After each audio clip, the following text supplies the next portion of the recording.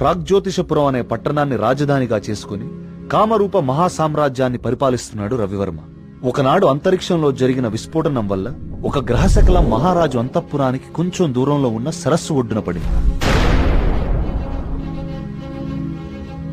రాజు, సైనికులు, ప్రజలు అక్కడికి వెళ్లి చూసి ఆశ్చర్యపోయారు. ఆ గ్రహశకలం సుబ్రహ్మణ్యేశ్వర స్వామి రూపంలో ఉంది. సాక్షాత్తు ఆ భగవంతుడే తమ రాజ్యానికి విచ్చేశాడని అందరూ ఆనందించారు. స్వతహాగా భక్తుడైన రవివర్మ ఆ కాలంలో యావత్ భారతావనిలోనే ప్రముఖ శిల్పి అయిన గణపతి స్థపతికి ఆలయ నిర్మాణ బాధ్యతలు అప్పగించాడు. ఆలయ నిర్మాణం అద్భుతంగా జరిగింది. అచిరకాలంలోనే ఆ ఆలయం చుట్టూ ఒక ఊరు వెలిసింది. ఆ ఊరి పేరే సుబ్రహ్మణ్యపురం.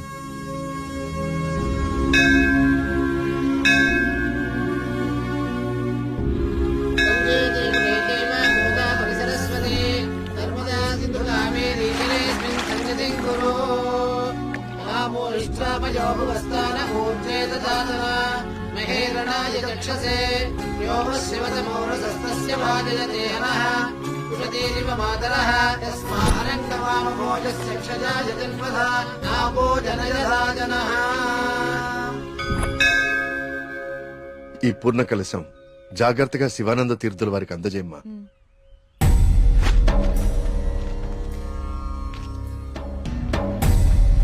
ఉన్నట్టుండి ఊళ్ళోకి స్వామీజీ ఎందుకు వచ్చారా? నువ్వు ఊళ్ళో లేవుగా, నీకు తెలియదుగా.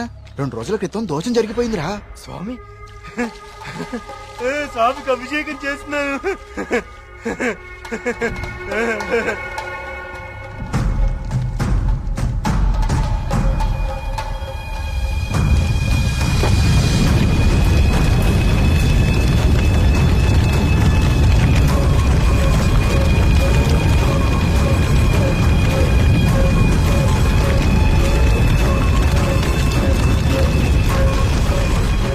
స్వామికి అభిషేకం జరిగితే అరిష్టం కదరా. అయినా ఊరి దేవాలయం మంచి చెడు చూసే గోపాలంగాడు అలా చేశాడా? అందుకే స్వామీజీని పిలిపించారా ప్రాయశ్చిత్తం కోసం.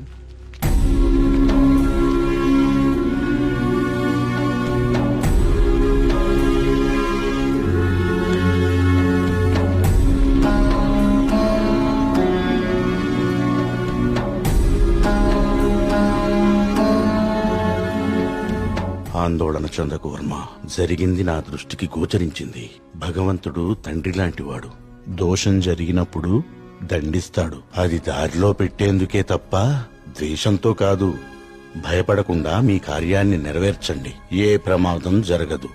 ఆ భగవంతుడు ఈ ఊరికి రక్షణగా ఒకణ్ణి సిద్ధం చేసే ఉంచాడు. ఎప్పుడు చూసినా ఏదో ఒక ప్రాబ్లం. దీంతో ఇక నా వల్ల కాదురా. నేనేం చేస్తాను బా, ఇది ఆగిపోతే.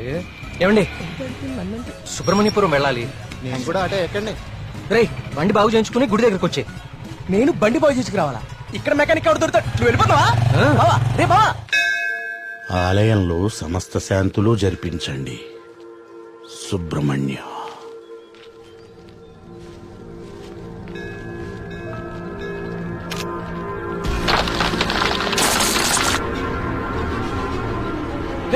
జాగ్రత్త.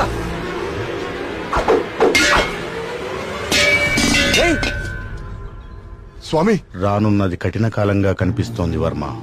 అయినా సరే ధైర్యంగా ఉండు. ఇప్పుడు చూడండి, ఆ స్వామీజీది దుస్సకునం అని చెప్పి పూజలు, యాగాలు, హోమాలు చేయించుకోమంటాడు. 2000 సంవత్సరాల గుడండి ఇది. పగుళ్ళు రావా? 100 రూపాయలు పెట్టి సిమెంట్ తో అతికిచ్చేదానికి ఇప్పుడు ఈ స్వామీజీ ఎంత బిల్లేస్తాడో. సుబ్రహ్మణ్యపుర గ్రామ ప్రజలకు విజ్ఞప్తి.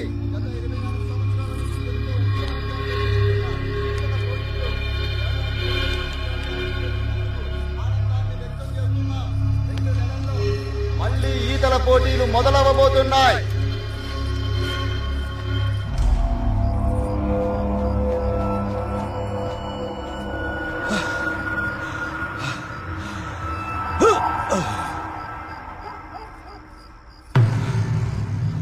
ఆనందంగా ఉన్నారా?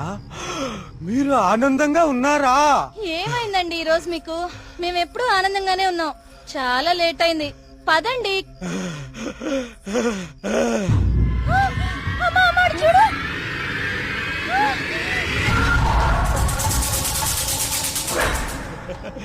స్వామి కరుణించాడు, నా స్వామి కరుణించాడు. నేను వెళ్ళిపోతున్నా. నా స్వామి కరుణించాడు, నేను వెళ్ళిపోతున్నా.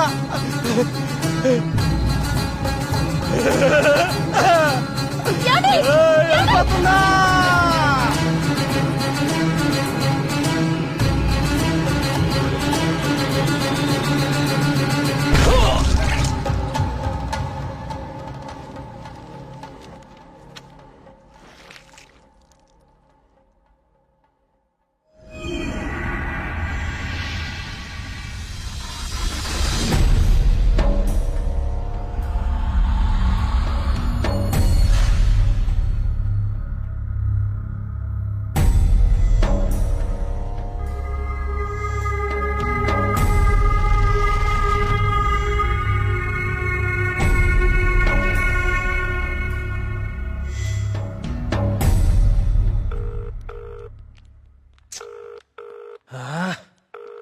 ఎప్పుడు ఇంతే, ఇంపార్టెంట్ వర్క్ ఉన్నప్పుడు late. Good morning doctor Skanda. Morning. Welcome. Thank you. Please I would like you to meet Karthik. Karthik, doctor Skanda, ఇండియాలోనే #1 న్యూరాలజిస్ట్. ఈయన చాలా హేతుబద్ధంగా ఏన్షియంట్ టెంపుల్స్ మీద రీసెర్చ్ చేశాడు. Is real scholar. Good. Karthik, it's so strange. Karthik అన్న స్కంద అన్న సుబ్రహ్మణ్య స్వామి కదా, మన ఇద్దరి పేర్లు ఒకటే, ఇద్దరి ఇంట్రెస్ట్ కూడా ఒకటే. ఎస్. ఇప్పుడు నీ ప్రెజెంటేషన్ మీద ఆసక్తి పెరిగింది. All the best. సార్,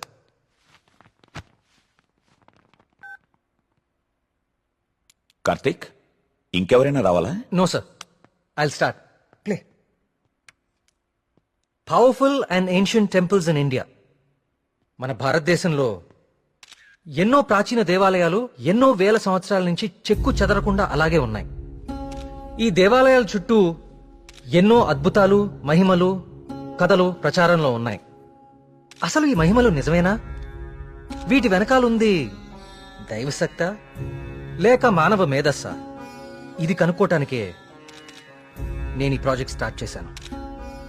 ఈ ప్రాజెక్ట్లో నేను విజిట్ చేసింది ఫస్ట్ పూరి జగన్నాథ్ దేవాలయం.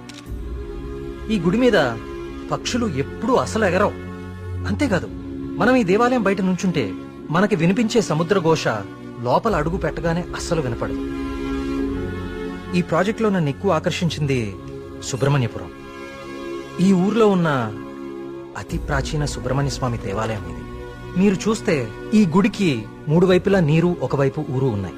ఈ టెంపుల్ గురించి నేను కూడా విన్నాను. సార్, ఈ ఆలయంలో ముఖ్య విశేషం ఏంటంటే మూల విరాట్టుకి అభిషేకం నిషేధం. అభిషేకం చేయకూడదా? Yes sir. ఇలాంటి నియమం ఏ టెంపుల్లోనూ వినలేదే. స్ట్రేంజ్. అయినా ఒక ఆస్ట్రాయిడ్, అదే ఒక గ్రహ శకలం దేవుని విగ్రహ రూపంలో నేల మీద రావటమా? Karthik, do you really believe this? According to the recorded evidence we have to sir. అక్కడ ఉన్న స్థల పురాణం ప్రకారం అదే జరిగింది. ఈ దేవాలయంలో ఏవైనా అద్భుతాలు జరిగాయి కార్తీక్? ఆలయ నిర్మాణ సమయంలో ఒకటి జరిగింది సార్. అస్లాం ఖాన్ అనే తురుష్క రాజు సుబ్రహ్మణ్యపురం పైన యుద్ధాన్ని ప్రకటించి 1000 మంది సైన్యంతో కోట బయట మఖాం వేశాడు. ఏం చేయాలో పాలుపోని రాజు రవివర్మ ఆ సుబ్రహ్మణ్య స్వామి పైన భారం వేసి యుద్ధానికి సిద్ధపడ్డాడు. కానీ ఆ రాత్రి ఒక గొప్ప అద్భుతం జరిగింది. అస్లాం ఖాన్, అతని ప్రధాన అనుచరగణం రక్తం కక్కుకుని చనిపోయారు. అతని సైన్యం భయంతో చెల్లాచెదురు అయిపోయారు. అస్లాం ఖాన్ ని అంతం చేసింది స్వయంగా సుబ్రహ్మణ్య స్వామియే అని జనాలు చెప్పుకున్నారు. ఆ విజయాన్ని స్తుతిస్తూ రవివర్మ సుబ్రహ్మణ్య విజయం అని కావ్యాన్ని రచించి స్వామికి అంకితం చేశాడు. అది ఇప్పటికీ ఆ ఆలయంలో భద్రపరిచి ఉంది. ఇంట్రెస్టింగ్. ఈ దేవాలయాలన్నీ చూశాక ఏం తేలింది Karthik? What you believe now? దేవుని మహిమ, మానవ మేధస్స? దేవుని ఉనికిని చూపించే ఒక్క ఆధారం కూడా ఇప్పటి వరకు దొరకలేదు సార్. కానీ మానవ మేధస్సు ఎంత గొప్పదో చెప్పేందుకు చాలా ఆధారాలు దొరికాయి. మరి నీ రీసెర్చ్ లో సెకండ్ ఫేజ్ ఏమిటి కార్తీక్? సుబ్రహ్మణ్యపురంకి వెళ్లి దీని గురించి ఇంకా రీసెర్చ్ చేయాలి. మళ్ళీ? ఏమైందిరా నీకు? అక్కడ మేఘనా షాపింగ్ మాల్ లో. మేఘ్నాక? మళ్ళీ సార్, నువ్వు వచ్చిందే ఆలస్యం. సార్, సెమినార్ లో ఉన్న కార్తిక్ ని డిస్టర్బ్ చేస్తావేంటి? అది కాదు sir. Sir please stop it. మళ్ళీ సెమినార్ అయ్యాక చూసుకోండి. Karthik, you please. It's okay. Family and friends first. ఏం చూస్తున్నావురా? అరే బాబీ, అన్నా గురించి అరకనా నీకు? అన్నాన్ని పెళ్లి చేసుకో, నీ ఫ్యూచర్ బేఫికర్ ఉంటది. ఏం రా నవ్వుతున్నావు? నేను ఏమైనా మజాక్ చేస్తున్నానా? ఏం లేదన్నా, మా ఫ్యూచర్ కి ఏం ఫిగర్ లేదు, మీ ఫ్యూచర్ కే ఎందుకో డౌట్ కొడుతుంది. ఏమన్నా వీడు మనకి దమ్కి ఇస్తున్నాడు. అరే కాన్ బైరి గుంజరా అన్న ఒకటి.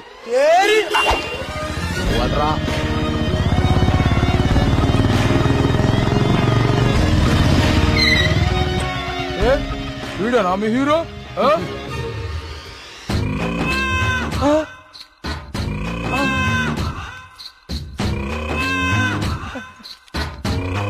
పెద్దమ్మా నమస్తే.